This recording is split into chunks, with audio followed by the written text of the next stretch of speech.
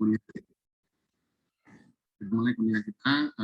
Sebelumnya saya akan mari kita review kuis kita tadi. Nah,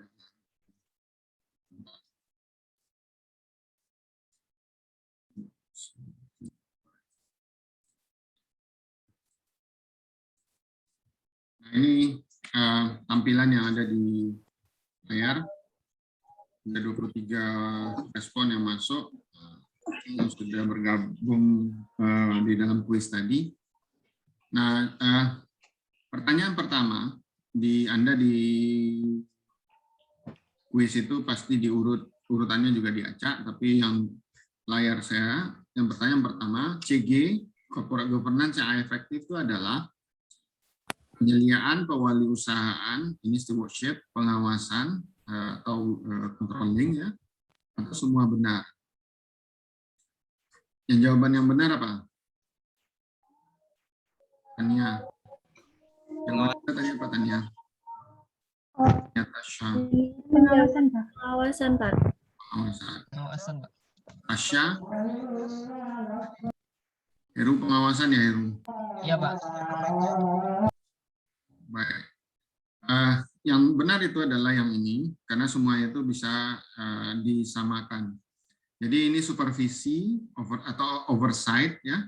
Kemudian stewardship juga, pewaliusahaan itu stewardship, pengawasan controlling juga benar.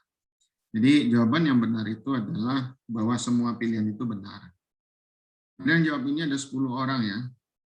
Pewaliusaha itu 2 orang saja. Kemudian CG itu menjaga hubungan antara Pemegang saham dan manajemen. Pemegang saham dengan manajemen, Pak. pemegang saham dengan manajemen. Berarti yang ini, ya, yang paling banyak itu 52,2 orang di sini. Ada yang menjawab semua pihak, cukup banyak, ya, 9. Feby Betriza, Anda jawab apa tadi?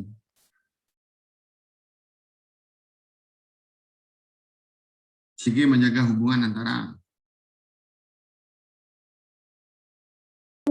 Iya, Pak.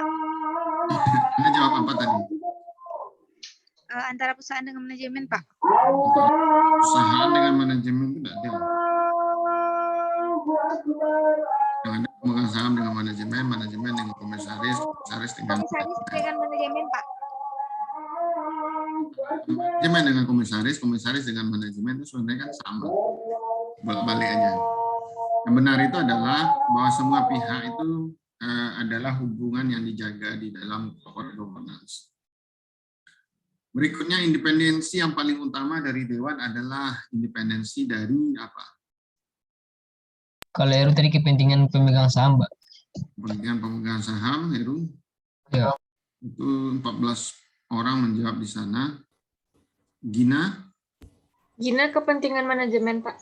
Kepentingan manajemen. Dedek? Kepentingan pemegang saham. Kepentingan pemegang saham. Hidupin kameranya. Kepentingan pemegang saham. Ada 1 orang nih, urusan operasional harian. Siapa yang jawab ini?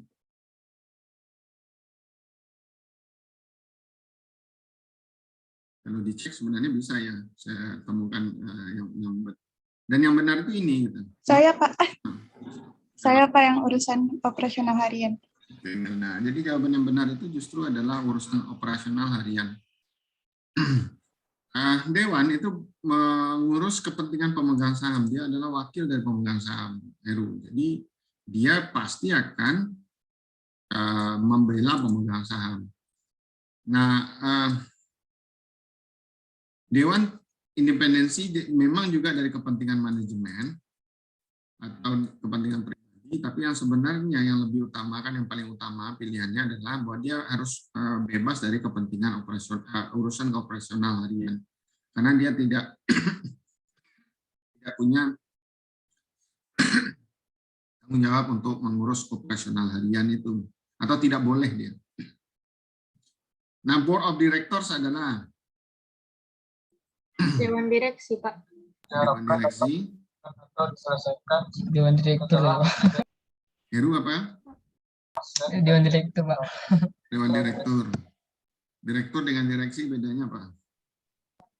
Berarti Dewan Direktur dan Dewan Direksi itu adalah jawaban yang salah. Dewan Penyelia, ya ini oversight, tapi mirip dengan komisaris, jawaban yang benar adalah komisaris. Mela, Anda jawab apa tadi? Dewan Direktur, Pak. Dewan Direktur. Baik. Jawaban yang benar adalah itu Dewan Komisaris. Nanti saya jelaskan kenapa yang jawaban yang lebih benar itu adalah Dewan Komisaris. Kemudian yang terakhir yang mewakili kepentingan pemegang saham di perusahaan adalah apa yang benar? Direksi, Direktur Utama, Komisaris, Direktur Risiko, RUPS. RUPS ini paling banyak jawabannya 9 orang. Direksi 8 orang. Komisaris hanya 6 orang. Yang betul apa safety? Anda jawab apa safety?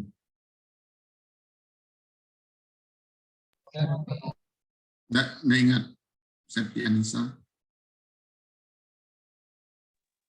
Kalau saya jawab tadi itu direktur, Pak. Ada jawaban direktur utama ada. Direktur utama, direktur risiko ada, tapi yang direktur saja enggak ada. Oh, direksi. Direksi. Hanifah, Anda jawab apa?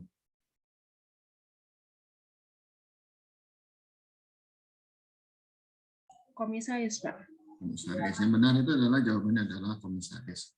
Jadi pemegang saham kepentingannya di perusahaan itu diwakili oleh komisaris. RUPS ini adalah unit yang menjadi tempat para pemegang saham itu berkumpul. Berkumpulnya bukan kumpul-kumpul gitu ya. Istilahnya rapat umum pemegang saham, tapi bukan berarti bahwa itu adalah sebuah acara, tapi adalah sebuah institusi. Gitu. Oke. Nah, jadi itu tadi kuis kita hari ini dan sedikit bahasannya. Kita hari ini masuk pada materi tentang tata kelola atau corporate governance.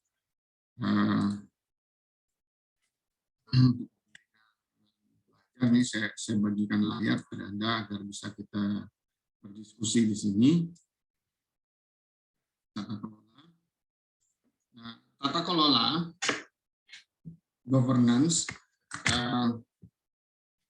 corporate governance itu adalah sebuah cara yang mengatur bagaimana perusahaan itu dikelola. Nah, konteksnya adalah seperti yang tadi kita sempat singgung sebentar. Di dalam perusahaan itu ada RUPS. Nah, ini RUPS. RUPS ini para pemegang saham di sini, shareholder. Nah, shareholder ini membutuhkan, shareholder itu berada di luar perusahaannya. Ini perusahaan, shareholder itu berada di luar perusahaan. Mereka tanamkan dana ke dalam perusahaan dengan harapan nanti perusahaan bisa memberikan dividen kepada para pemegang saham. Nah, masalahnya adalah pertama pemegang saham itu tidak punya informasi yang banyak, yang memadai. Tentang apa? Tentang apa yang dilakukan oleh para manajer di dalam perusahaan. Kenapa tidak memiliki informasi yang memadai? Apakah karena informasinya itu dibatasi, ataukah karena informasi tersebut sulit untuk dipahami? Nah, dua jawaban itu mungkin saja benar. Pertama, bahwa info itu terbatas yang bisa disediakan kepada publik. Yang kedua, karena kompleksitas bisnis. Kompleksitas bisnis itu misalnya gini, kalau saya punya saham pada perusahaan semen, misalnya PT Semen Indonesia, SMGR, Semen Gresik, ya. Semen Gresik. Yang saya pahami tentang perusahaan ini mungkin sangat minim. Yang saya tahu adalah bahwa mereka misalnya hanya saya tahu bahwa mereka produksi semen. Nah, saya mungkin akan terbatas pengetahuan saya, semen ini apa saja bahan bakunya. Kemudian bahan baku ini dari mana diperoleh. Kemudian apa saja proses produksi yang terjadi di dalamnya. Ya, nah, kalau misalnya sekarang Anda bekerja, kalau ada yang sudah bekerja di organisasi yang cukup besar, Anda coba bayangkan sendiri bahwa organisasi itu pasti tidak akan, atau perusahaan tempat Anda bekerja itu pasti tidak akan bisa dipahami sebaik Anda memahami perusahaan tersebut oleh orang lain, orang di luar perusahaan Anda. Karena kan Anda bekerja pada, atau kita ambil contoh misalnya perusahaan seperti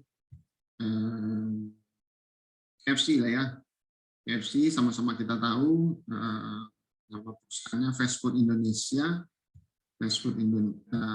Nama perusahaan induknya adalah Fast Food Indonesia.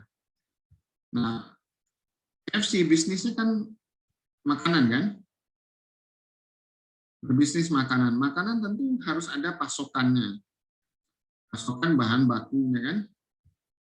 Bahan bakunya terdiri dari ada ayam, ada beras, apalagi?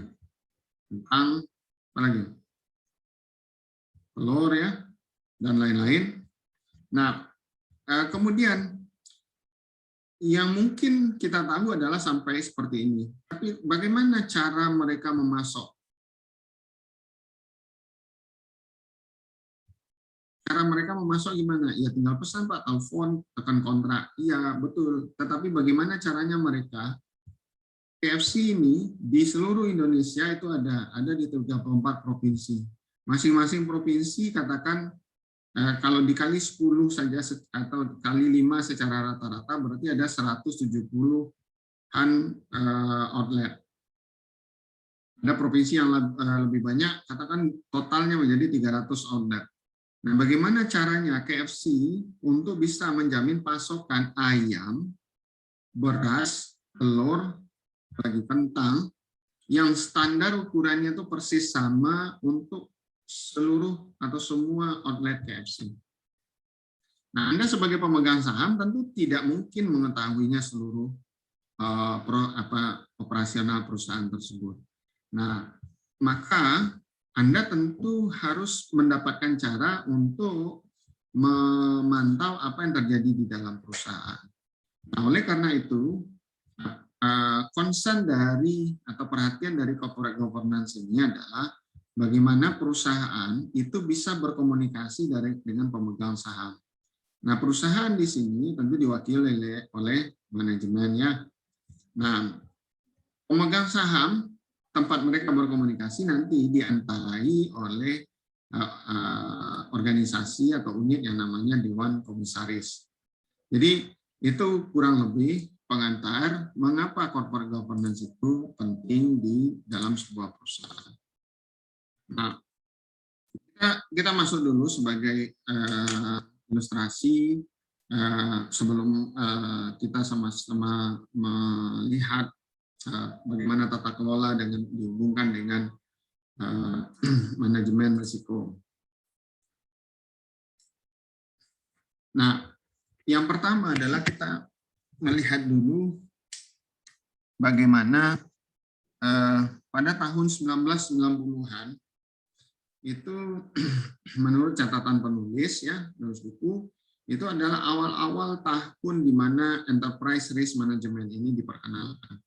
Artinya manajemen risiko untuk level perusahaan itu mulai digagas, mulai diperkenalkan pada tahun 1990-an.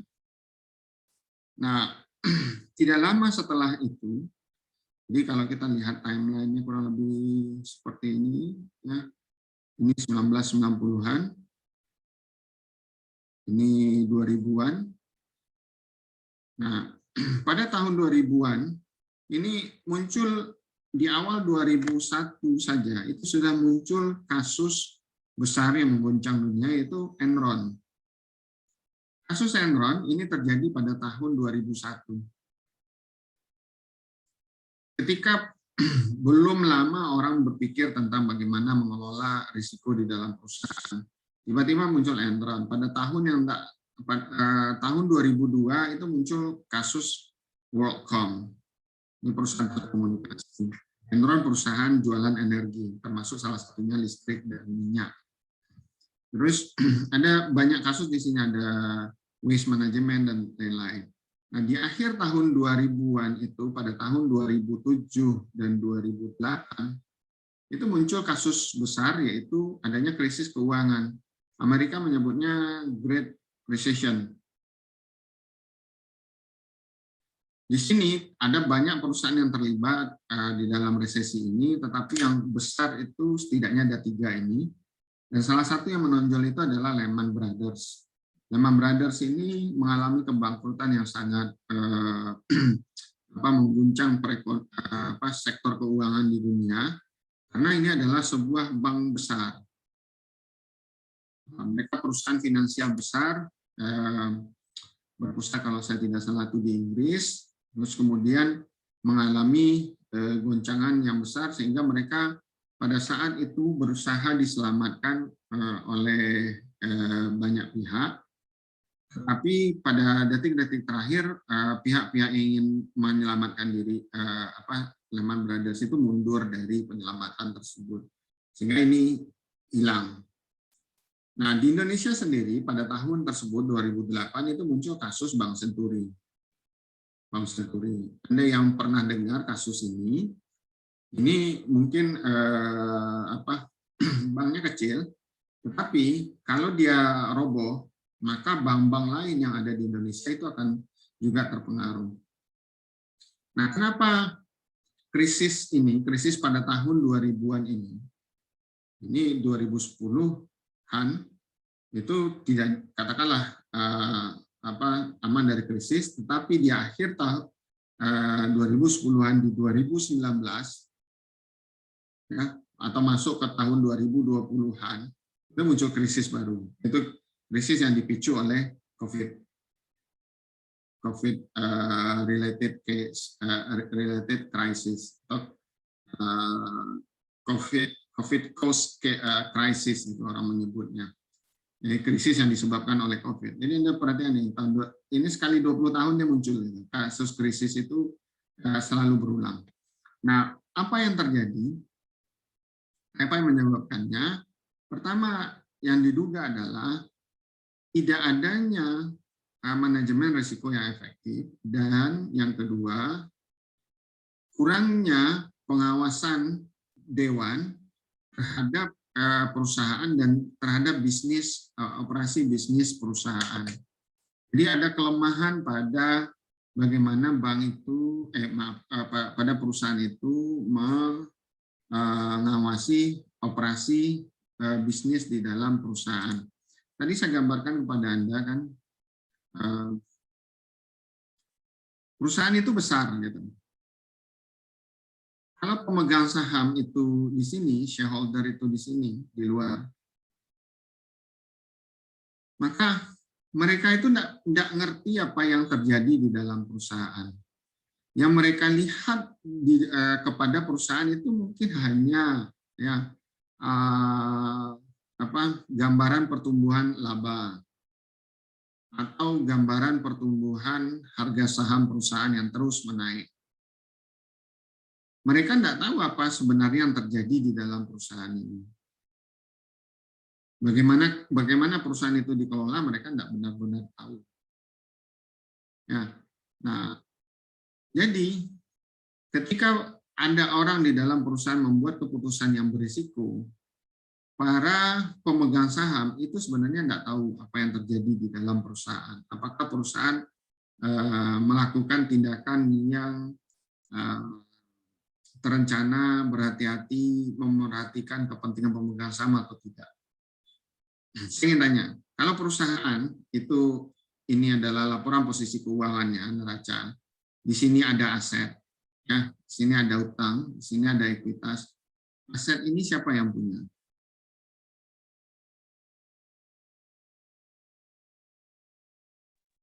Perusahaan, Pak. Hah? Sedia? Secara legal memang perusahaan sedia. Tetapi asal usulnya kalau ini 10 ini 20 ya, berarti ini 30. Dari 30 ini 10 berasal dari kreditur, 20 itu aset pemegang saham yang di sini. Kalau kreditur ini bank juga berada di luar sini ya. Kalau kreditur yang memberikan dana 10 itu adalah bank, ini dipasok oleh bank. Mana yang lebih mampu memahami bisnis perusahaan? Apakah bank ataukah pemegang saham? Mana yang lebih mampu? Mana yang lebih punya sumber daya? Bank atau pemegang saham? Pemegang saham, Pak. Kenapa gitu, Tanya? Karena pemegang saham juga ikut dalam rapat RUPS, Pak. Ya, betul. Saya bandingkan gini, kalau Anda misalnya punya uang katakan 100 juta yang siap yang kemudian Anda jadikan saham ya, jadi Anda pemegang saham dengan nilai kepemilikan 100 juta rupiah. Oke. Lalu Iya, Pak. Anda beli saham sebuah perusahaan dengan nilai 100 juta. Lalu perusahaan ini berutang kepada bank. Bank itu katakanlah Bank Mandiri. Oke. Mana yang lebih besar, bukan dalam konteks rupiahnya, mana yang lebih besar? Anda sebagai pemegang saham individual atau Bank Mandiri?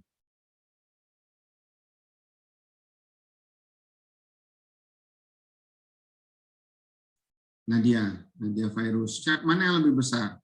Pemegang saham yang punya uang ini, ya, yang asetnya ada di sini, yang kepemilikannya tergambar di dalam ekuitas, yang bisa mungkin ada dari 20 miliar katakan itu terbagi menjadi 10.000 orang, dibandingkan dengan satu Bank Mandiri yang dananya di sini itu 10 miliar. Mana yang lebih mampu mengawasi perusahaan, Bank Mandiri atau orang yang 10.000 ini? Menurut Nadia, bank, Pak. Bank. Karena kenapa? Karena dana yang dari bank itu akan terus ada gitu, Pak. Nggak, kalau pemegang saham kan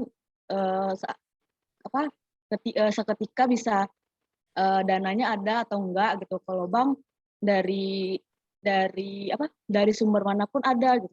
Contohnya dari nasabah kan ada sumber dananya, Pak. Oke. Yang lain ada enggak?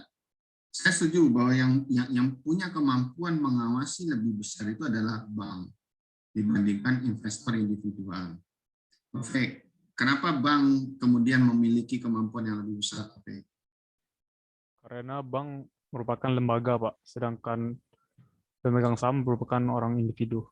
Ya, karena bank itu lembaga, institusi, dia punya sumber daya, dia bisa taruh misalnya satu unit khusus itu yang bertugas untuk mengawasi dana-dana yang disalurkan kepada perusahaan-perusahaan perusahaan-perusahaan publik atau perusahaan-perusahaan kecil gitu. Mereka bisa dedikasikan uangnya, waktunya atau unitnya untuk mengawasi perusahaan-perusahaan yang mereka tempatkan dananya di situ dalam bentuk utang. Tapi kalau pemilik saham individual kecil-kecil, saya, Anda, teman-teman kita, mereka nggak ngerti gitu, nggak punya waktu, tidak punya tidak punya sumber daya untuk melakukan pengawasan. Maka para pemegang saham itu sangat tergantung pada dewan komisaris di sini untuk membantu mereka mengawasi perusahaan.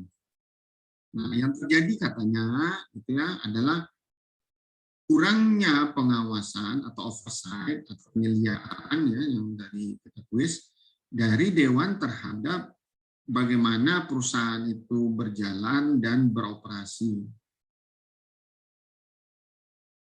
Nah, itu yang menjadi kata kuncinya. Nah, saya contohkan misalnya gini. Enron itu kalau misalnya gini, kalau menerbitkan saham, kalau Anda menerbitkan saham ya, menerbitkan saham, debitnya apa? Penerbitan saham, kalau di jurnal, debitnya apa? Kas kan?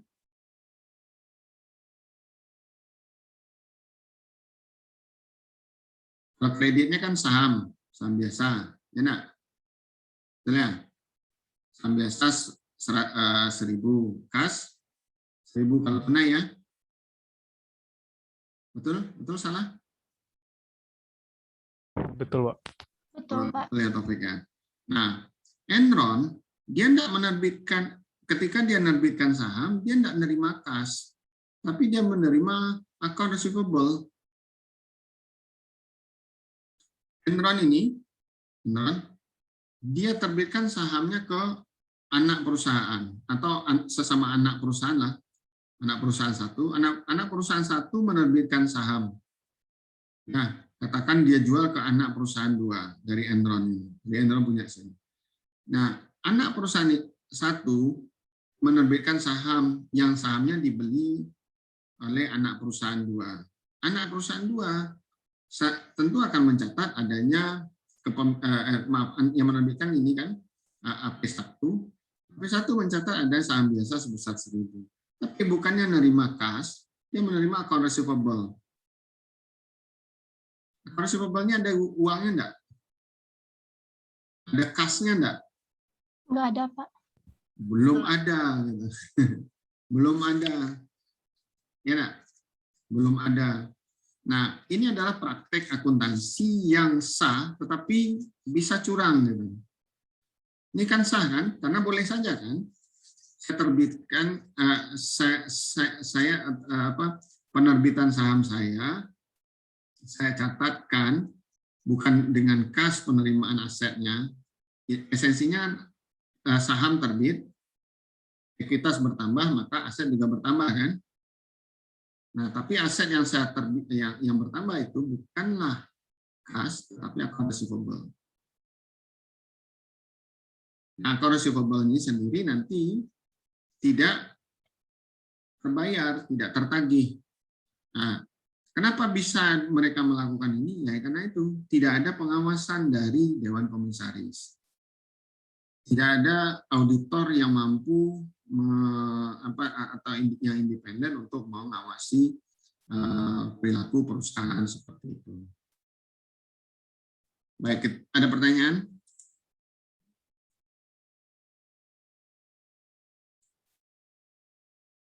Oke, kalau belum ada pertanyaan, berikutnya ini adalah sebuah definisi tentang CG. CG itu adalah apa? Adalah hubungan. Ini kata kuncinya adalah hubungan. Hubungan antar siapa? Antara tiga partisipan. Jadi berbagai partisipan katanya antara berbagai partisipan. Untuk tujuan apa? Mengarahkan dan menentukan arah dan menentukan kinerja perusahaan. Orangnya siapa? Ada shareholder, ada manajemen, ya, dan kemudian BOD. BOD ini dalam bahasa Indonesia kita menyebutnya sebagai komisaris. Nah, jadi relasinya seperti ini. Jadi manajemen bisa bertanggung jawab kepada pemegang saham, bisa juga melalui komisaris. Jadi hubungan antara mereka bertiga ini adalah esensi dari corporate governance. Paham ya? Jadi ketika tadi di dalam kuis ada pertanyaan CG adalah hubungan antara manajemen dengan BOD, ya. Manajemen dengan shareholder, ya. Shareholder dengan BOD atau komisaris, ya. Itu sama-sama semuanya benar.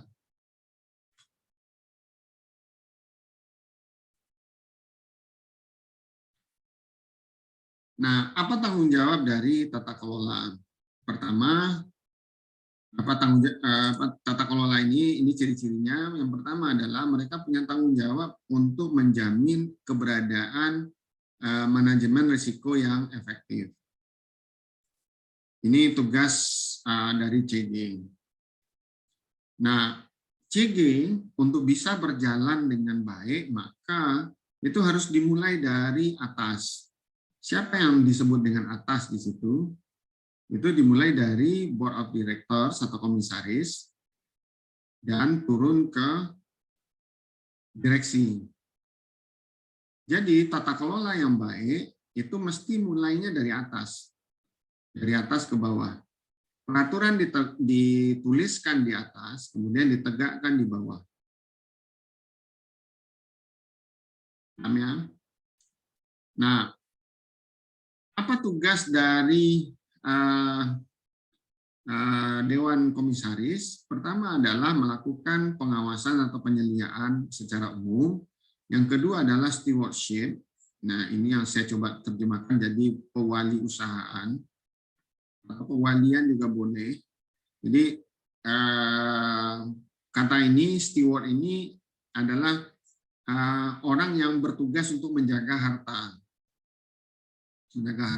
Atau orang yang mendapatkan amanah untuk melakukan pekerjaan untuk menjaga aset seseorang.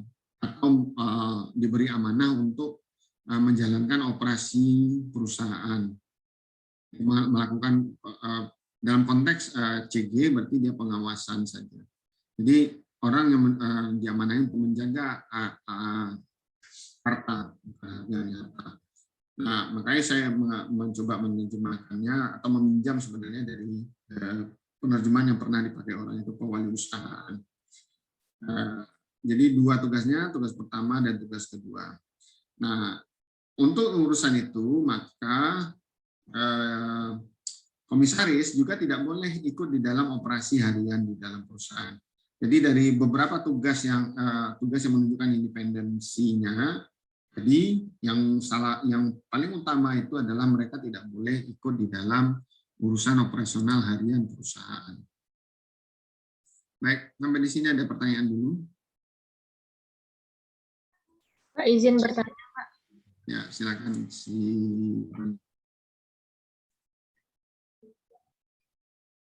Nah, ya.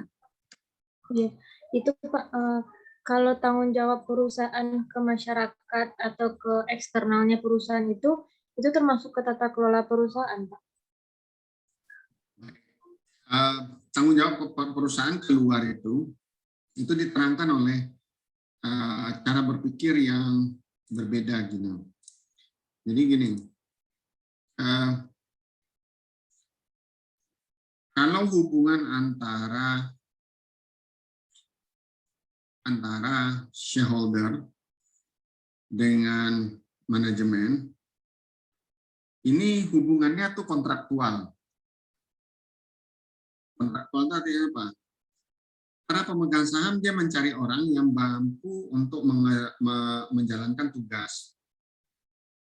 Nah, orang-orang ini yang kemudian dipercayai untuk mencapai tujuan perusahaan, tujuan kemakmuran pemegang saham. Jadi kontraknya yang di sini adalah agar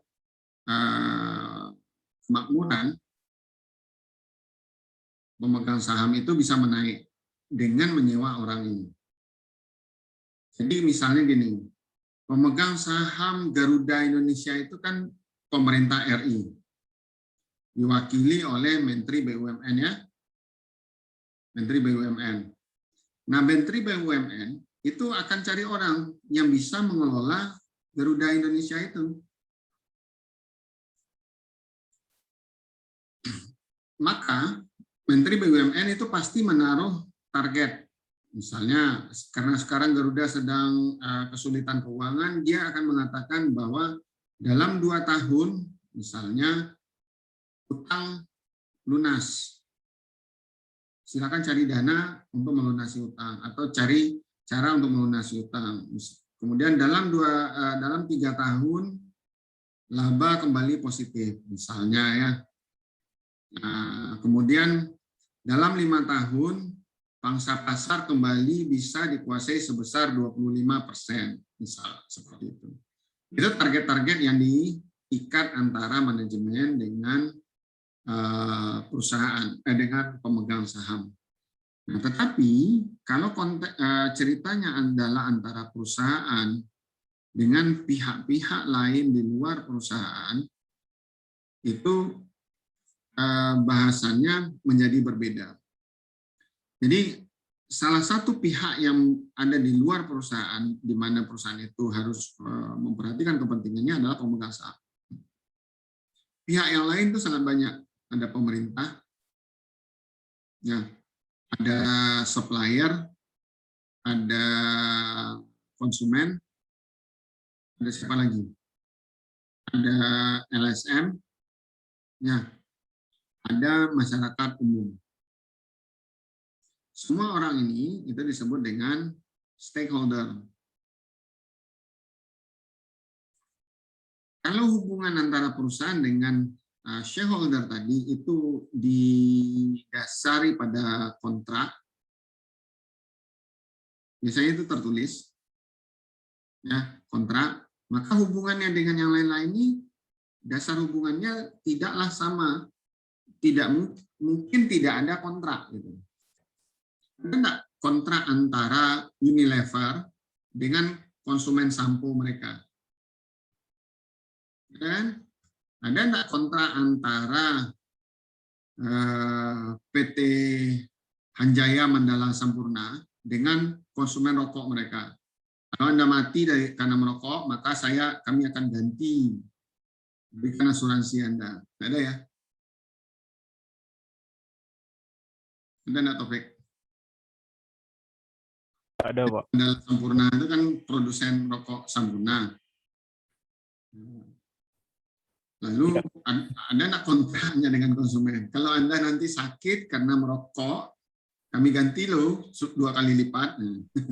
Tidak ada, Pak. Rokok terakhir, enggak ada kan? Tidak.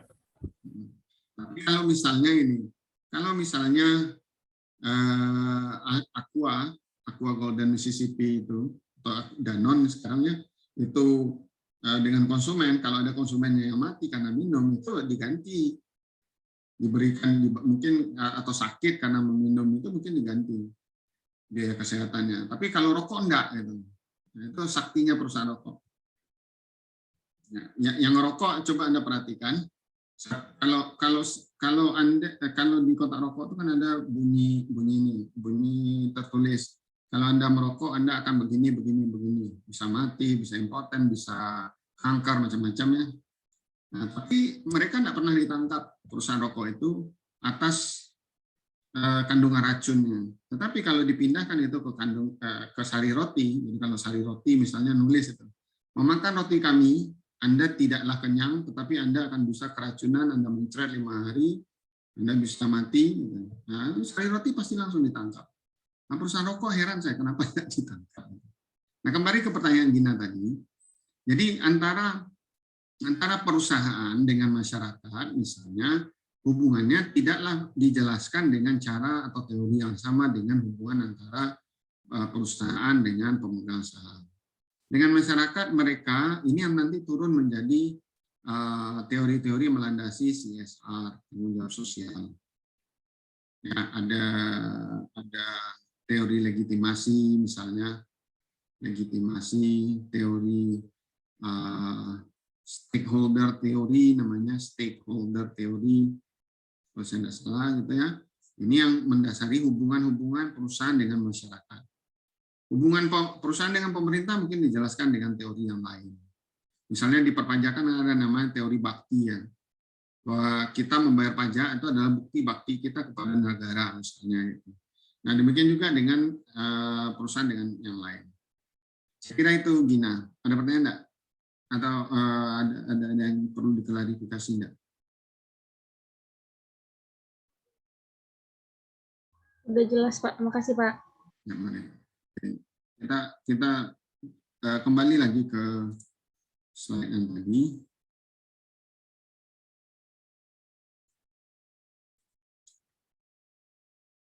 Nah, Ini masih cerita tentang hubungan CG dengan manajemen risiko. Salah satu yang penting itu nanti saya akan tunjukkan dalam bentuk diagram dari Bank Mandiri, itu adalah bahwa fungsi manajemen risiko itu jelas ada di dalam struktur organisasi di perusahaan. Jadi di mana posisi unit yang mengelola risiko dibandingkan dengan unit-unit lain yang ada di dalam perusahaan, misalnya dengan BOD atau dengan direksi, ya itu mesti jelas. BOD ini itu akan punya unit di bawahnya, mungkin 1, mungkin 2, mungkin 3 unit di bawahnya yang tugasnya adalah mengelola risiko. Direksi juga demikian, direksi tidak akan mampu mengelola risiko itu sendirian, dia akan dibantu oleh unit-unit yang ada di bawah mereka. Nah, kemudian CG ini juga harus bisa menjamin atau membuat garisan tentang kebijakan sehubungan dengan risiko dan batasan risiko yang boleh diambil. Misalnya gini, di bank itu pemberian kredit itu mesti dilakukan secara hati-hati. Kenapa harus hati-hati? Karena ada kemungkinan kredit ini gagal bayar, ya. Dia gagal bayar, maka harus dihati-hati. Nah, bagaimana salah satu cara berhati-hati? Mungkin misalnya bank menetapkan kepala kantor cabang itu boleh mengesahkan kredit dengan nilai sampai dengan 100 juta. Jadi ini kepala cabang. Tapi untuk kredit di atas 100 juta sampai dengan misalnya 500 juta, ini harus ikut kantor pusat atau kantor wilayah. Kantor pusat kalau dia kecil, banknya kecil. Nah, kredit yang ada di atas misalnya 1 miliar, ini harus direktur utama plus komisaris. Misalnya gitu. Karena kenapa komisaris harus ikut? Ini uangnya sudah sangat besar. Ini kan uang pemegang saham, maka pemegang saham, wakil pemegang saham harus ikut tahu. Ini adalah misalnya salah satu cara untuk bank menerapkan kehati-hatian, jadi kebijakan untuk pemberian kredit bisa mereka susun sampai seperti itu. Nah, ini sendiri pengelompokan ini itu bisa menjadi semacam limit batas siapa yang bertanggung jawab terhadap risiko yang terjadi. Misalnya gini, ada sebuah bank itu kantor cabangnya yang di Padang didatangi oleh seseorang yang ingin mendapatkan kredit. Dia ingin mendapatkan kredit untuk bangun hotel misalnya. Nah, kebutuhan dananya itu 2 miliar. Yang didatangi kepala cabang, kantor cabang. Nah, kepala kantor cabang tentu senang dengan adanya permintaan kredit ini. Karena dari sini mereka akan dapat komisi, kan? Dapat bonus nanti. Nah, walaupun ini terjadi di cabang ya, misalnya saya ambilkan contoh ya, di Padang itu di Jalan Raya ini ada sebuah hotel yang dibangun tepat di sebelah kantor Bank BNI. Nah, katakanlah hotel ini kita berandai-andai pemilik hotel itu datang ke bank yang ada di sebelahnya. Ngapain jauh-jauh, di sebelah pada bank. Nah, dia datang ke kantor cabang Bank BNI tersebut, lalu ngajukan kredit di sana. Nah, kepala kantor cabang itu tidak boleh mengambil keputusan sendiri untuk menetapkan mengesahkan pemberian kredit ini. Tapi dia harus misalnya melihat di aturan, ternyata aturannya mengatakan kalau lebih dari 1 miliar, maka itu harus melibatkan direktur utama, persetujuannya harus dari direktur utama, plus komisaris. Misalnya saja ya. Nah, itu ditetapkan ada batasan, ada kebijakan yang disusun di dalam perusahaan untuk menjaga perusahaan dari risiko. Nah, kebijakan yang dibuat tentu tidak ada artinya kalau tidak dipatuhi. Maka harus juga ada unit yang nanti akan menjamin adanya kepatuhan terhadap risiko atau kebijakan manajemen risiko. Saya mencontohkan di sini untuk budaya, misalnya ya, adanya penundaan kompensasi bagi RTU. RTU itu adalah risk taking unit, ini tidak ada di dalam buku, ini hanya saya improvisasi saja, risk taking unit. Ya, saya tukar layarnya. Jadi misalkan gini, tadi ada kantor cabang BNI yang didatangi oleh kreditur. Jadi Bank BNI didatangi oleh kreditur. Dia minta 2 miliar. 2 miliar proposal kredit. Ya. Kalau misalnya Bank BNI punya kebijakan 1% dari kredit itu akan menjadi bonus. Ya, 1% dari kredit akan menjadi bonus bagi kepala cabang yang mendapatkan kredit tersebut. Nah, kalau misalnya peminjaman ini diajukan tahun 2021, berapa kira-kira itu bonus kepala cabang? Dari 2.000 juta. Berarti 200 juta, 20 juta ya. Ya, Topik ya. Iya Pak, 20. Nah, dia dapat bonus 20 juta rupiah. Kalau 1%, kalau 10% berarti 200 juta ya. Kita gambarkan aja besar lah, 10%, dia dapat bonus 200 juta. 200 juta ini katakan akan diterima di tahun depan, tahun 2022. Nah, senang dong kepala cabang kalau dia mendapatkan kredit ini kan, karena dia dapat bonus 10%, 200 juta. Nah, pertanyaannya, kalau kredit ini macet di tahun 2023, apakah kepala cabang, ya, kalau dia macet di tahun 2023, apakah bonus kepala cabang dibatalkan atau tidak?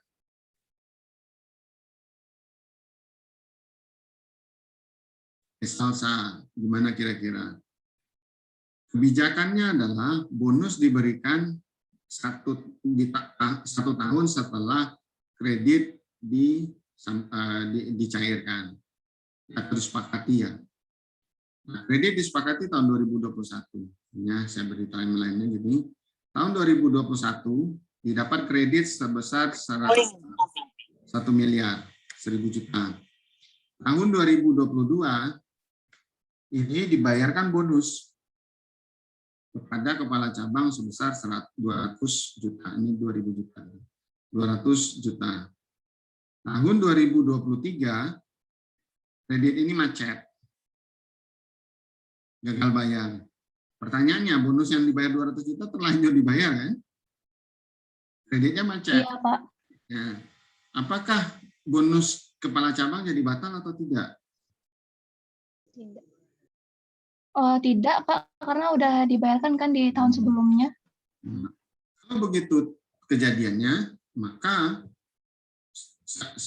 kalau tidak bisa batal lagi, maka timbul pemikiran saya, supaya saya dapat bonus, gaji saya sebagai kepala cabang misalkan ya, itu hanya 10 juta per bulan. 10 juta per bulan, percayalah bahwa pengeluarannya pun 10 juta per bulan. Jadi kan tiap bulan itu ya nol saldonya di akhir bulan. Ya, 10 juta itu tidak banyak ya. Artinya ya kalau orang dapat 10 juta ya 10 juta juga keluar ya, katakan gitu ya. Sehingga saya sangat senang kalau dapat bonus. Maka saya cari saja 10 perusahaan lain atau 10 perusahaan dalam setiap tahun kredit dengan target misalnya target kredit itu 5 miliar. Maka saya dapat 500 juta per tahun kan. Mau dia kolaps perusahaan ini kolaps, kemudian saya tidak peduli, toh uangnya sudah saya terima tahun setelah kredit itu cair ya kan? Maka saya disetujui. Bayang nggak oleh Anda bahwa akan itu yang dikerjakan oleh kepala cabang. Ya. Nah, berarti kalau itu yang terjadi, siapa yang menanggung risiko? Perusahaan, Pak. Bank Yang menyetujui Iya, tadi. Bang. Bank yang kemudian menanggung risiko dari perilaku kepala cabang yang ugal-ugalan gitu. Nah, kreditnya macet. Iya, Pak. Tiap kali dia dapatkan kredit, dia dapat bonus, tapi kredit itu kemudian macet gitu. Lebih parah lagi kalau dia yang mengajukan kredit untuk dirinya sendiri, uang dia dapat dari bank sebagai kredit, dia dapat juga bonus, kreditnya macet, dia tidak dihukum. Nah, kan parah itu kalau itu kejadiannya ya. Nah, oleh karena itu harus ada yang disebut dengan manajemen risiko atas pemberian kredit atau pemberian bonus, gitu ya, pemberian bonus. Nah, di perbankan itu hal tersebut dilakukan kepada orang-orang RTU ini, orang-orang atau unit yang membuat keputusan-keputusan yang berisiko tinggi kepada bank. Itu diatur di dalam POJK ini, di dalam POJK nomor 45 tahun 2015. Anda bisa cek nanti di dalam POJK 45 tahun 2015 ini tentang bagaimana remunerasi di bank. Ada dua cara. Cara yang pertama adalah menahan. Menahan itu apa? Kalau di sini terjadi kredit, maka bonusnya dibayarkan itu tidak langsung. Jadi ada bonus tahun pertama, Y1 itu misalnya 50%, bonus di Y2 di tahun kedua itu 25%, bonus di tahun ketiga dibayar lagi cicilannya 25%. Total nanti bonusnya 100% setelah 3 tahun. Jadi tidak langsung dibayar.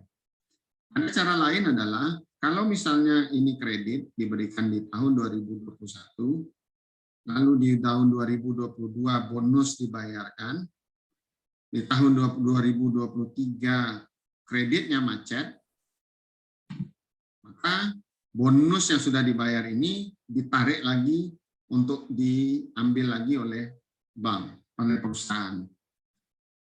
Jadi kalau kasusnya tadi misalnya saya dapat bonus nih 200 juta di tahun 2022. Tahunya kredit yang saya cari-carikan tadi itu, saya dapatkan debiturnya ternyata macet gitu. Maka bonusnya ditarik lagi oleh bank. Oleh tempat saya bekerja. Tapi itu tentu susah ya. Terutama kalau misalnya saya pensiun. Tiba-tiba saya pensiun. Tiba-tiba uang yang 200 juta ini sudah habis gitu. Nggak ada lagi yang bisa dipakai. Misalnya, itu bisa jadi masalah. Baik, ada pertanyaan? Ini ada POJK tentang tata kelola.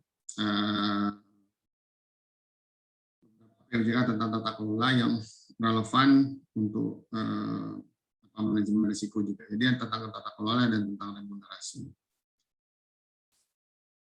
Nah, kemudian ini yang tadi ditanyakan oleh Gina, stakeholder. Stakeholder itu siapa? Itu siapa saja di luar perusahaan itu stakeholder. Nah, komunikasi antara perusahaan dengan stakeholder itu ada dua, annual report dan media sosial. Nah, annual report ini punya keterbatasan. Annual report untuk tahun 2021 itu mungkin baru akan terbit nanti pada bulan Mei tahun 2022. Kenapa? Karena harus diaudit dulu. Ya, audit butuh waktu 5 bulan setelah akhir tahun berjalan. Ya, baru di bulan Mei. Di bulan Mei lah terbit informasi tentang kinerja tahun 2021. Itu kan telat namanya ya. Nah, maka ada cara pelaporan lain, yaitu pelaporan via internet. Nah, pelaporan via internet atau via website ini yang kemudian menjadi alternatif karena internet bisa terbit secepatnya. Informasi lain atau tentang perusahaan itu bisa diberikan melalui medsos. Medsos itu apa saja banyak. Facebook, apalagi Instagram, TikTok, ya. Ada enggak perusahaan yang gunakan TikTok? Facebook itu kan perusahaannya. Facebook gunakan TikTok enggak dia? Untuk komunikasi. Facebook gunakan Facebook saja ya kali ya. Atau Facebook dan Instagram karena saudaraan mereka ya, Facebook di Instagram, Instagram ada di Facebook. Nah, Terus apa lagi medsos yang lain? Twitter, ya apapun itu bisa digunakan untuk berkomunikasi. Kenapa harus berkomunikasi dengan orang di luar? Karena isunya memang gitu. Karena ketika ini perusahaan beroperasi, orang di luar ini tidak tahu apa yang terjadi di dalam perusahaan. Kenapa mereka tidak tahu? Ya, informasinya kan terbatas di dalam perusahaan saja. Yang benar-benar tahu apa yang terjadi di dalam perusahaan, ya orang di dalam perusahaan. Nah, orang-orangnya siapa? Ya mungkin sangat terbatas. Bisa hanya terbatas pada direksi, bisa terbatas hanya pada direktur utamanya saja misalnya. Informasi yang lain tidak diketahui oleh direktur yang lain. Nah, oleh karena itu mereka harus berkomunikasi keluar kepada para pemangku kepentingan yang lain. Nah, zaman sekarang ya komunikasinya itu bisa dengan media sosial. Dahulu hanya bisa melalui koran. Koran dipanggil, lalu diberikan press release untuk diberitahukan informasi yang ada di perusahaan, atau koran atau televisi, radio, misalnya itu dipanggil untuk diberikan informasi tentang apa yang terjadi di dalam perusahaan. Nah, sekarang menggunakan media sosial itu semuanya jauh lebih cepat. Panggil wartawan kemudian men-tweet, perusahaan juga men-tweet beritanya. Dipanggil detik.com muat beritanya di Twitter mereka, di Instagram mereka, di Facebook mereka. Perusahaan juga memuat informasinya di sana, ya akhirnya informasi itu bisa tersebar luas dengan cepat. Nah, independensi manajemen ini yang juga jadi quiz tadi. Itu pertama kita harus sama-sama tahu bahwa para directors, para komisaris ini tentu dibayar oleh perusahaannya, dan mereka bisa jadi memiliki saham di perusahaan tersebut. Nah, namun demikian, mereka harus independen terhadap para manajemen yang ada di perusahaan. Kalau hal-hal tersebut mungkin mengganggu independensi atau pertimbangan mereka yang independen atau penilaian mereka yang independen. Jadi dewan direksi tersebut itu harus independen terhadap manajemen dalam konteks manajemen membuat keputusan. Ada yang terlupa saya menjelaskannya gini. Di dunia itu ada dua klasifikasi tipe dewan komisaris. Dan komisaris itu ada dua tipe. Tipe pertama itu disebut dengan tier 1. Jadi tier 1. Jadi tier 1-nya artinya hanya ada satu kamar. Ada satu kamar atau satu organisasi. Jadi di sini mereka komisaris ini itu terdiri dari dua kelompok orang, non-manajerial, dan manajerial. MGRL ya, saya singkat MGRL itu arti manajerial. Non-manajerial ini mereka tidak mengurus operasi harian. Jadi non-operasional urusan tugas mereka, hanya untuk pengawasan. Sementara yang manajerial ini urusannya operasional. Yang operasional ini, yang manajerial ini, komisaris yang manajerial ini diwakili oleh CEO atau direktur utama. Jadi di dalam konteks ini, direktur utama itu menjadi bagian dari komisaris. Ya. Nah, di bawah komisaris itu langsung direksi. Ada misalnya direktur pemasaran, direktur operasional, direktur keuangan, ya, lalu direktur SDM. Dia langsung di bawah sini, di bawah dewan ini. Nah, tipe yang kedua disebut two tier. Ini one tier, bukan tier one tier, satu kamar. Yang kedua adalah two tier. Two tier ini paling atas itu ada dekom. Ini sepenuhnya non operasional. Mereka tidak ngurus urusan operasional di dalam perusahaan. Nah, di bawah dekom ini ada yang disebut dengan direksi. Direksi ini terdiri dari di dalamnya ya, saya gambarkan begini, tapi maksudnya adalah menjadi bagian di sini. Jadi menjadi bagian di sini ada direksi-direksinya. Dikepalai oleh seorang CEO atau direktur utama, tapi di bawahnya itu ada direktur pemasaran, direktur keuangan, direktur operasional, direktur SDM. Nah, jadi dewan direksi gitu. Istilahnya direksi. Jadi ini satu kesatuan. Disebut dengan two tier karena ini yang tier 1, ini tier 2, kelompok. Nah, tipe ini ada di Indonesia. Dan di beberapa negara lain. Sementara tipe one tier ini itu disebut dengan tipe yang dianut oleh Anglo-Saxon. Anglo-Saxon itu ya Amerika Serikat, kemudian Inggris, kemudian mungkin negara-negara lain, Kanada. Nah, tipe ini disebut dengan tipe kontinental. Saya tidak tahu persis apa saja yang menjadi anggotanya. Mungkin itu ada Belanda di dalamnya, mungkin ya. Saya bisa jadi salah. Dan bisa cek ke buku Prof. Niki tentang ini. Nah, ketika di one tier ini di dalam bahasa Inggrisnya disebut Board of Director, Board of Directors. Jadi ketika di dalam teks ini yang disebut dengan directors, itu sebenarnya adalah komisaris di dalam bahasa Indonesia.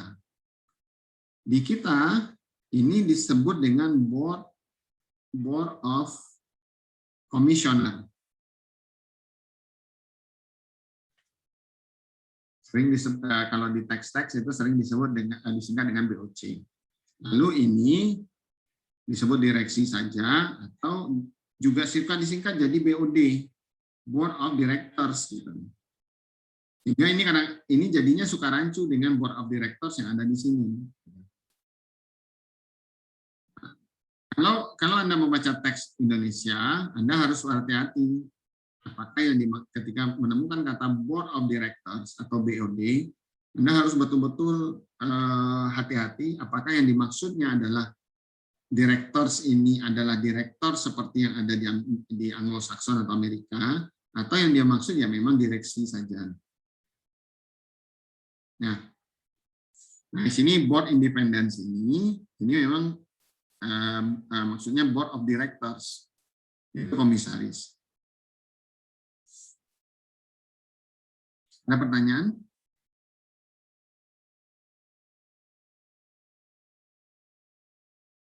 Kemudian dewan ini juga harus melaporkan kinerja mereka.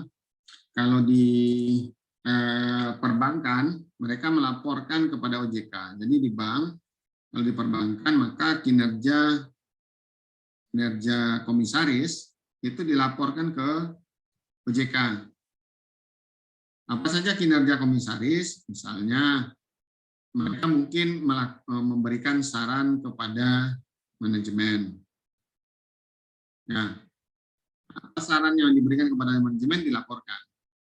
Ya, laporannya apa? Saran itu apa isinya, misalnya, kemudian berapa kali saran tersebut disampaikan kepada manajemen dalam rentang waktu tertentu. Kemudian bisa berupa rapat-rapat, berapa kali jumlah rapat yang mereka laksanakan, terus berapa kali pelatihan yang mereka ikuti, apa saja nama pelatihannya, seminar, dan lain-lain. Jadi apapun yang mereka kerjakan itu dilaporkan ke OJK. Biasanya kalau di Indonesia, OJK itu mintanya 4 kali dalam 1 tahun. 4 kali per tahun. Berarti setiap 3 bulan harus ada pelaporan dari bank, baik perusahaan publik atau tidak. Nah, kalau dia perusahaan non-bank tapi emiten, itu juga ada aturan yang harus disampaikan ke OJK. Saya tidak hafal tentang aturan yang emiten non-bank. Tapi kalau bank kurang lebih seperti ini, dia harus melaporkan. Nah, bagaimana kalau perusahaannya bukan bank dan bukan emiten pasar modal? Jadi dia perusahaan yang tidak ada di pasar modal di Indonesia. Apa apakah mereka juga harus membuat laporan? Nah, tentu ada, tetapi mungkin laporannya bukanlah dari komisaris dari Dekom kepada OJK, tapi mungkin kepada RUPS misalnya. Mereka laporkan apa yang sudah mereka lakukan sehubungan dengan tugas mereka.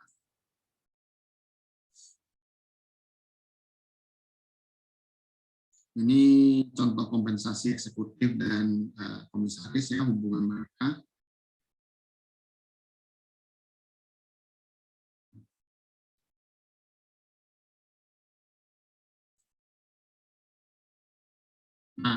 Nah, bagian berikutnya kita akan bicara tentang kaitan antara CG dengan risk management.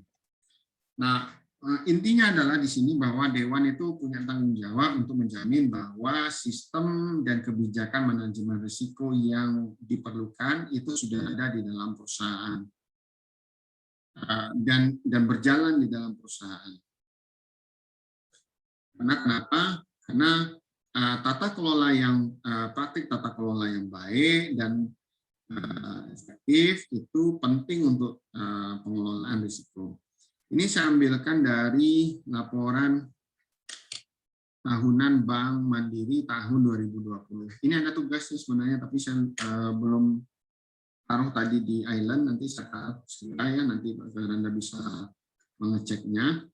Ini saya ambilkan dari laporan tata kelola Bank Mandiri, bukan laporan tata kelola, tapi laporan tahunan Bank Mandiri dalam kaitan antara ini CG dengan Enterprise Risk Management. Jadi di sini disampaikan di bawah subjudul pengawasan aktif Dewan Komisaris dan Direksi. Jadi kerangka kerja dan tata kelola manajemen risiko di Bank Mandiri terdiri dari, coba kita beri garis bawahi di sini, terdiri dari apa? Terdiri dari Dewan Komisaris satu dan direksi. Jadi ada dua, ini satu, ini yang kedua. Ini yang kedua. Ini yang pertama yaitu komisaris dilakukan oleh komisaris dan yang kedua dilakukan oleh direksi. Nah, direksi dibantu oleh 3 komite. 1 komite audit, 2 komite pemantau risiko, 3 komite tata kelola terintegrasi. Ya, tata kelola manajemen risiko dilakukan oleh 2 unit yaitu Dewan Komisaris dan Direksi. Dewan Komisaris punya 3 unit bantu mereka. Unit bantu mereka itu ada 3 komite, komite audit, pemantau risiko dan tata kelola. Tata kelola terintegrasi. Nah, direksi punya pula unit di bawah mereka yang fungsinya adalah menjalankan kebijakan risiko. Pertama siapa? Namanya adalah ini, Risk Management and Credit Policy Committee. 1. Yang kedua adalah Asset and Liability Committee. 2. Yang ketiga adalah Capital and Subsidiaries Committee. Nah, dan terakhir Integrated Risk Committee. Jadi ada 4. Jadi Dekom, komisaris punya 3, direksi punya 4 ya. Di tingkat operasional masih ada pula. Di tingkat operasional ada yang namanya Satuan Satker Manajemen Risiko. Bersama unit bisnis dan unit kerja itu melakukan tindakan ini pengidentifikasi risiko, pengukuran risiko, mitigasi risiko serta pengendalian risiko. Oke, jadi Anda bisa melihat bagaimana kaitan antara manajemen dengan Dewan Komisaris dan bagaimana keduanya dengan tata kelola risiko. Ini yang tadi dilaporkan itu, Dewan Komisaris punya 4 komite. Ini yang pertama, tadi untuk risiko itu ada 3, 1, 2, 3. Yang ini komite remunerasi dan nominasi, ini adalah komite yang urusannya untuk penentuan berapa reward ya dan siapa menjabat di mana dan jabatan-jabatan di dalam perusahaan. Nah, kemudian direksi ini punya komite banyak, ada 1, 2, 3, 4, 5, 6, 7, 8, 9. Nah, 4 diantaranya adalah komite yang berhubungan dengan risiko. Ini yang pertama, 2, ini 3, ini keempat. Ya. 4 komite yang berhubungan dengan manajemen risiko di bawah direksi. Nah, kita lihat ini struktur struktur organisasi mereka. Ada komisaris, ada dewan komisaris. Di bawah dewan komisaris ada 4 komite yang tadi kita sebutkan. Kemudian ini RUPS ditaruh di tengah gitu. Saya paham apa maksudnya seperti ini.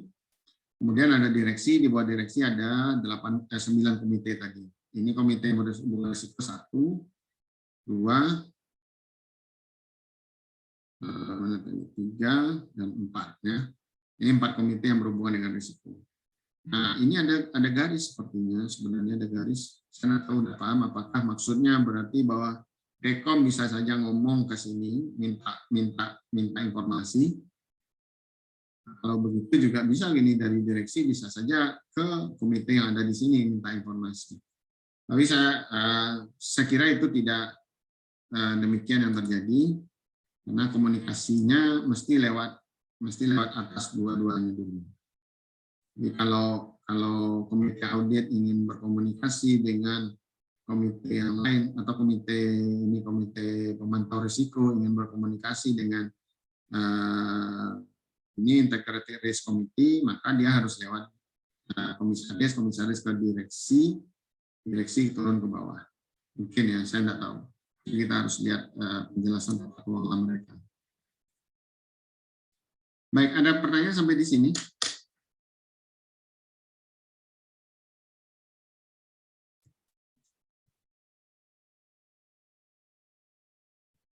Nah, ini yang terakhir. Ini berhubungan dengan istilah risk appetite dan risk policy. Jadi kebijakan policy itu gampang menerjemahkannya itu kebijakan, gitu ya. Kebijakan. Kalau appetite-nya apa? Pakai Google Translate itu selera, gitu. Selera risiko, jadi berselera terhadap risiko, atau selera risikonya apa. Nah, lepas dari itu, kita bisa pahami saja dengan cara begini, perusahaan itu harus menetapkan kedua ini, kebijakan risiko mereka dan batasan risiko mereka. Nah, kalau kita lihat di sini, risk appetite statement atau suka disingkat RAS itu adalah berhubungan dengan level risiko yang acceptable yang bisa diterima oleh perusahaan mengingat atau dengan mempertimbangkan strategi untuk memaksimalkan nilai di dalam perusahaan. Jadi ini adalah risk appetite ini adalah level risiko yang mereka bisa terima dengan syarat bahwa risiko itu bisa dimanfaatkan untuk tujuan pemaksimalan nilai perusahaan. Jadi suatu level yang tidak merusak bagi perusahaan, tapi justru bisa digunakan untuk mencapai tujuannya. Nah, ada juga istilah lain di sini, ini terpisah ini. Ada risk tolerance. Risk tolerance, jadi risk tolerance, ini risk tolerance. Ini adalah batas risiko yang diizinkan. Misalnya ini batasan risiko. Nah, misalnya ini kita taruh angka 3%, ini 4,5%. Jadi apapun penyimpangan di dalam wilayah 3,5 sampai 4,5% ini diizinkan. Saya contohkan di slide berikutnya tentang maksudnya. Ini saya rekayasa sebuah informasi tentang risiko kredit di sebuah bank. Ada 3 sub risiko dari risiko kredit yang kita coba ilustrasikan di sini. Risiko pertama itu adalah rasio aset berkualitas rendah dibandingkan dengan total aset. Nah, risk appetite-nya 3, risk tolerance-nya 3-4%. Jadi kalau kita gambarkan, ini risk tolerance-nya itu antara 3-4%. yang mereka inginkan itu adalah di 3. Mereka nggak ingin kurang dari 3 atau tidak lebih dari 4. Jadi berada antara 3 dan 4. Sebaliknya 3. Nah, kenyataannya pada September 2021 rasio ini 4,72%. Berarti dia berada di sini 4,72.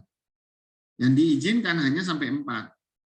Kenyataannya dia melewati, jadi rasionya diizinkan hanya maksimum 4. Ternyata dia melewati 4,72. Sehingga kesimpulannya mereka melewati toleransi risiko. Jadi ini oleh karena ini berarti ini harus dikoreksi, gitu. Harus ada tindakan koreksi. Koreksinya apa? Ya, kita harus mengurangi jumlah aset berkualitas rendah ini. Atau menambah total aset. Aset dinaikkan sehingga nilainya lebih rendah dari 4,72. Nah, contoh lain di sini adalah rasio nominal NPL kredit terhadap debitur inti kepada debitur inti terhadap total nominal. Nah, risk tolerance-nya, toleransi risikonya hanya 4 sampai 10%. Kalau bisa hanya 4, gitu ya. Nah, kenyataannya berada di 4,64. Berarti berada di dalam batas toleransi risiko. Jadi ini masih aman. Nah, contoh terakhir adalah risiko kredit produktif dalam kategori DPK terhadap total kredit. Batasannya adalah 3,35 sampai dengan 4%. Nah, yang diinginkan adalah 3,35. Kenyataannya 3,21. Ya, 3,21 berarti lebih kecil daripada risiko yang ditargetkan atau yang bisa diterima. Sehingga disimpulkan itu sesuai dengan risk appetite. Kira-kira itu gambaran untuk risiko kredit. Saya ambil contoh yang lain, ini saya rekayasa saja. Risiko operasional, misalnya ini di dalam sebuah perusahaan manufaktur. Risk appetite-nya untuk persentase produk cacat itu hanya boleh 1% dari produk yang dihasilkan di setiap bulan. Nah, risk tolerance-nya, toleransi risikonya hanya antara 1 sampai 2,1%. Nah, kenyataannya adalah 2,72. Berarti batas toleransi risiko itu sudah terlewati. Kemudian untuk perputaran produk per bulan harus 4 kali. Jadi berarti tiap minggu produk yang dibuat di minggu 1 itu sudah habis di hari H+7. Produk yang dibuat di minggu kedua, pekan kedua itu sudah habis di H+7-nya. Nah, ini maksudnya 4 hari. Nah, batas toleransinya adalah antara ini salah, harusnya ini 4 juga ya, 4 sampai 4,75 misalnya. Jadi antara 4 sampai 4,75. Jadi yang diinginkan 4, ya kalau nyaris kalau sampai 4,75 juga masih boleh. Nah, kemudian ternyata ini 4,64 misalnya. Setelah ini 4,64. Berarti dia berada di dalam batasan toleransi risiko. Nah, ini jam keterlambatan proses produksi dari standar. Standarnya harus selesai dalam 1,5 jam.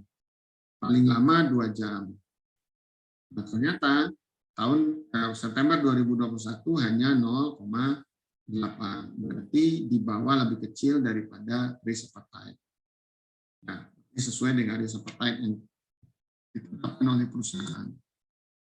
Nah, risk appetite ini, risk tolerance, itu ditetapkan oleh direksi. Direksi menetapkannya dan mengusulkannya kepada Dekom.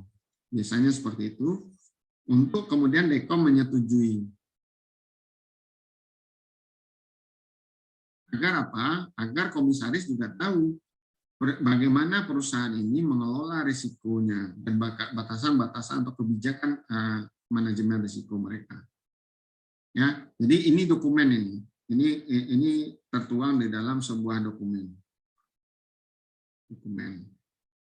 Saya kira nama dokumennya itu tadi itu RAS, Risk appetite statement.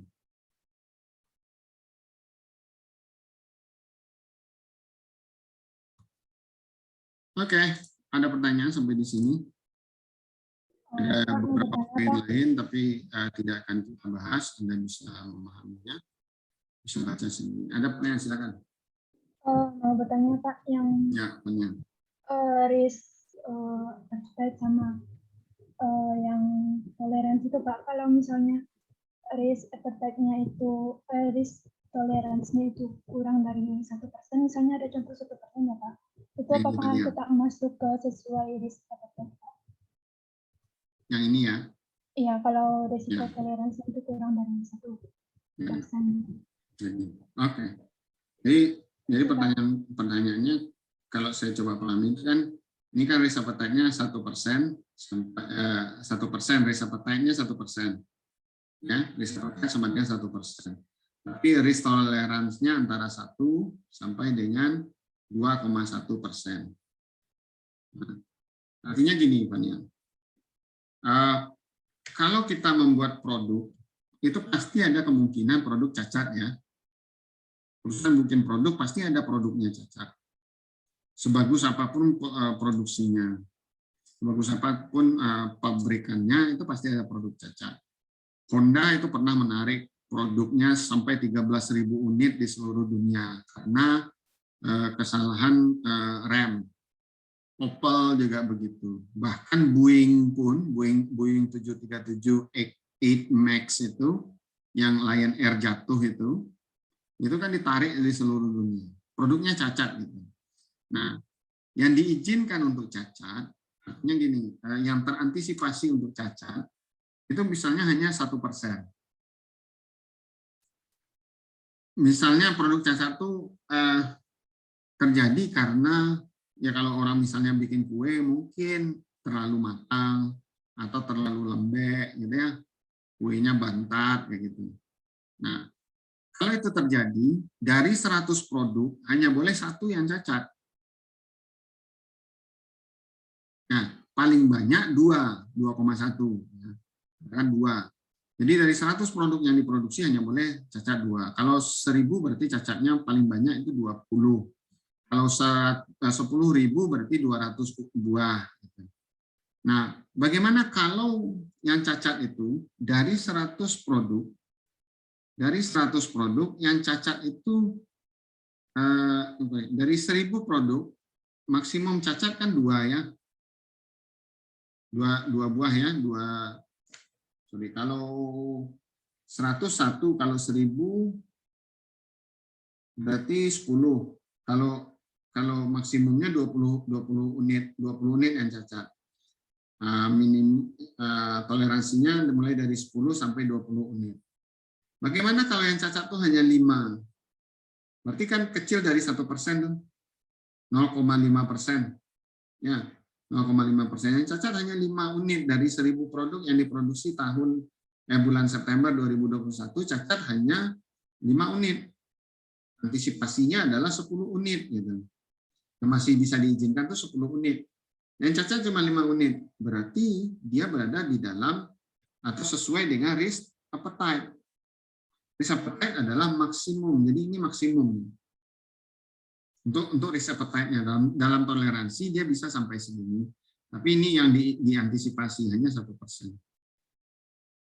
Sisanya itu bukan sisanya. Kalau bisa kurang dari 1% berarti ya bagus. Berarti kita bisa menyimpulkannya sesuai dengan risk appetite.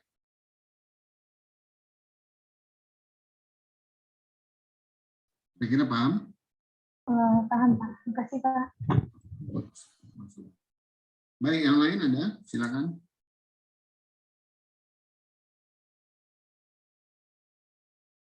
Ini sama misalnya gini, kalau ada yang bekerja jadi kasir di bank. Kasir itu bisa salah hitung nggak? Bisa kan, salah kasih uang. Orangnya hanya melakukan penarikan misalnya 5.700.000, tapi terbayarkan oleh kasir ini 5.800.000. Nah, apakah yang 100.000 yang lebih bayar itu, lebih bayar ya, terberikan lebih tinggi itu bisa ditoleransi atau tidak? Nah, itu harus ada di dalam SOP banknya sendiri, seberapa boleh terjadi kesalahan seperti itu, sampai kalau nilai tertentu dia tidak lagi disebut dengan kesalahan kasir, tapi bisa jadi kesengajaan kasir. Kalau 5.700.000 terbayarkan 5.800.000 dan hanya satu kali dalam 5 tahun dia bekerja hanya terjadi satu kali misalnya, berarti kan itu bisa jadi ketidaksengajaan, kekeliruan. Tapi kalau selalu salah bayar berkali-kali, ada kemungkinan sudah ada kecurangan. Nah, itu mungkin di dalam dokumennya dikatakan bahwa sudah melewati toleransi risiko. Sama lah kurang lebih misalnya gini. Anda punya adik misalnya, atau orang tua Anda menetapkan aturan gini, sebelum maghrib sudah harus di rumah. Aturannya seperti itu. Sebelum maghrib setiap hari sudah harus pulang dari kuliah, dari kegiatan. Nah sekarang, apakah Anda memang bisa setiap hari itu pulang itu sebelum azan maghrib? Kalau Anda pulangnya setelah azan maghrib, tapi belum di masjid belum qomat misalnya, qomahnya belum terdengar, itu masih ditoleransi enggak gitu? Atau sampai mana setelah maghrib itu bisa ditoleransi? Setelah maghrib sampai sebelum isya masih ditoleransi misalnya. Tidak dianggap bahwa Anda keluyuran misalnya. Nah, bagaimana kalau aturannya sebelum maghrib sudah harus pulang? Artinya antara jam 6 sampai jam 7 gitu Anda sudah harus pulang. Anda pulang hari ini pulangnya pukul 5 sore. Boleh enggak? Boleh kan? Nah, itu sesuai dengan risk appetite namanya. Lebih awal pulangnya itu sesuai dengan risk appetite. Kalau pulangnya pas jam 6 ya tepat dengan appetite-nya, risk appetite-nya. Antara jam 6 sampai jam 7 ya di dalam batas toleransi. Jam 7 enggak juga pulang, telepon polisi. Anak saya hilang. Langsung bikin pengumuman di Instagram kampusnya. Anak saya enggak, fotonya ini dia belum pulang-pulang. Sekarang sudah jam 7:10, seharusnya jam 7 sudah pulang. Jam 7:15 anaknya muncul. Baik. Ada pertanyaan sampai di sini?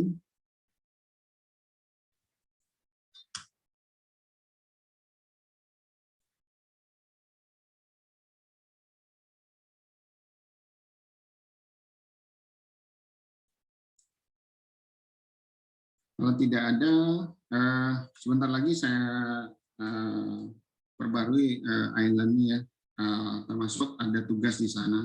Tugasnya seragam dengan dua kelas yang lain, jadi Anda bisa juga belajar bersama dengan kelas-kelas yang lain itu untuk topik ini. Baik, cukup? Tidak ada pertanyaan? Oke, kalau tidak ada pertanyaan kita cukupkan dulu sampai di sini. Selamat malam, assalamualaikum warahmatullahi wabarakatuh. Waalaikumsalam warahmatullahi wabarakatuh.